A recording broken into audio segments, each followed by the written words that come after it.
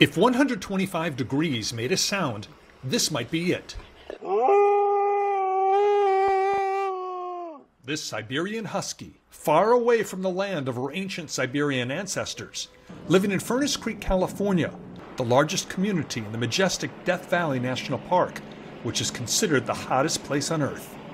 Carolina Martucci and Eduardo Campi are tourists from Italy. I think it's one of a kind place in the entire world. What do you think of the heat? It's a lot, but I think that if you get your precautions, it can be sustainable. Dee Beecham has lived and worked here for 15 years and knows how to keep it sustainable. Drink lots of water, have some Gatorade. Go to the shade when you need to. And take your time. Always do a good job. Don't rush it. Dee is mowing the lawn in the blazing sun at a large resort called the Oasis at Death Valley.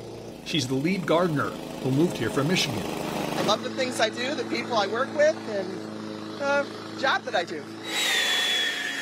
Mike Schuber is a nature photographer who also gardens. With the heat, you don't realize like you may be losing a lot of fluids, you might be feeling fatigue, heat exhaustion might set in.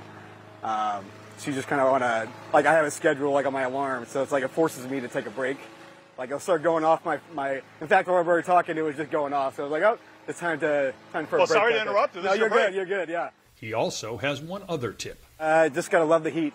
And lots of people do. The resort is full while we are here. What inspires you is you're looking at this place and you say, wait a minute, this is a jewel in the middle of nowhere. In fact, for most of the year, this jewel has very comfortable temperatures. But the summer heat is definitely intense now.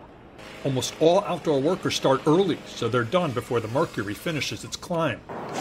Outdoor activities are busiest very early too, like golf, and what you're seeing here. There are lots of trails here in Death Valley. Hiking is extremely popular. Even during this month, July, the hottest month of the year. Everywhere you go, you see signs and warnings. Take plenty of water with you when you hike, and don't hike after 10 a.m.